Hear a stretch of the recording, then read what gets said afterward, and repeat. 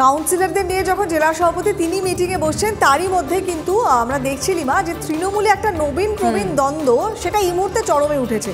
গতকাল যেদিন দলের প্রতিষ্ঠা দিবস ছিল সেদিন আমরা কি দেখলাম, দিনভর বিবৃতির লড়াই, সামনে এলো সবটাই। টিম অভিষেকের পক্ষে জোর সওয়াল করলেন কুণাল ঘোষ। সংগঠনের হ্রাস নিয়ে কি মূল দ্বন্দ্বটা, এই প্রশ্ন এই মুহূর্তে ঘোরাফেরা করছে, কারণ মমতা বন্দ্যোপাধ্যায়ের মুখে আবার প্রবীণদের উপর ভরসা। কথা বলবো, সায়ন্ত আমাদের সঙ্গে রয়েছেন। সায়ন্ত, এই গতকাল আমরা যা ছবি দেখেছি তাতে কোথাও একটা শৃঙ্খলার কমতি মনে হচ্ছে, কারণ দুপক্ষই তাদের মতো করে বিবৃতি দিচ্ছে। আলাদা করে মমতা বন্দ্যোপাধ্যায়, অভিষেক বন্দ্যোপাধ্যায় কালকে নিজেরা কথাও বলেছেন, সেটা নিয়েও রাজনৈতিক মহল চর্চা করছে।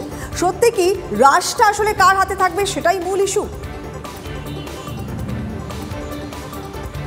একদমই, রাশ কার হাতে থাকবে সেটাই কিন্তু মূলত ইস্যু হয়ে দাঁড়াচ্ছে। কারণ একদিকে যখন নবীনরা চাইছে তাদের হাতেই দলের চালিকা শক্তি হোক, সেই জায়গায় দাঁড়িয়ে প্রবীণরা কিন্তু নিজেদের জায়গা ছাড়তে নারাজ।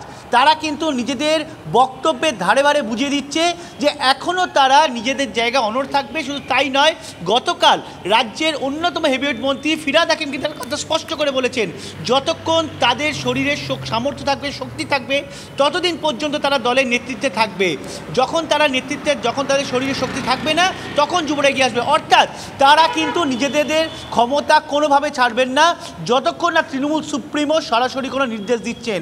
অর্থাৎ নবীন প্রবীণের মধ্যে যে ফাটল তা কিন্তু লোকসভা নির্বাচনের আগে কিন্তু আরও দীর্ঘায়িত হবে, এমনই মনে করছে রাজনৈতিক মহল। আর সেই জায়গায় দাঁড়িয়ে পরস্পরের বিরুদ্ধে যেভাবে মন্তব্য পেশ করছে, বিশেষত রাজ্য তৃণমূল সভাপতি সুব্রত বক্সির বিরুদ্ধে যেভাবে রাজ্য তৃণমূলের সাধারণ সম্পাদক কুণাল ঘোষ মন্তব্য করছেন, সেই জায়গায় দাঁড়িয়ে রাজনৈতিক মহলের মতে এই ফাটলটা শুধুমাত্র প্রবীণ নবীনের মধ্যে সীমাবদ্ধ থাকবে তা কিন্তু নয়। প্রবীণ নবীনদের যারা অনুগামী আছে তাদের মধ্যেও কিন্তু সেটা আরও বেশি ছড়িয়ে যাবে। আর সেটাই কিন্তু 24-এর আগে সিঁদুরে মেঘ দেখছে তৃণমূল শিবির। কারণ এই ফাটল যদি দীর্ঘায়িত হয় তাহলে কিন্তু প্রার্থী বাছাই থেকে আনুষঙ্গিক কাজকর্ম নির্বাচন পরিচালনা সংক্রান্ত সমস্যা হয়ে দাঁড়াবে।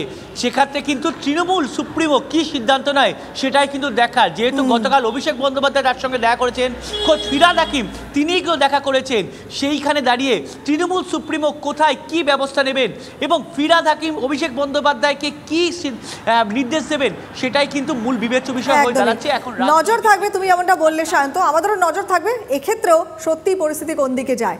সঙ্গে থাকবে খবরের শুরু থেকে শেষ কথা, দিনভর যা যা ব্রেকিং এক নজরে দেখে নিন।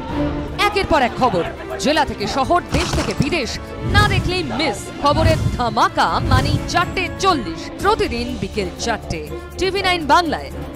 TV9 বাংলা, না দেখলেই নয়।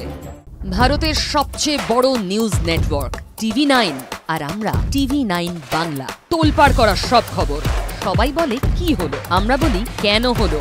খবরের ভিতরের খবর, সোজা সাপটা, স্পষ্ট বিশ্লেষণ। TV9 বাংলা, না দেখলেই নয়।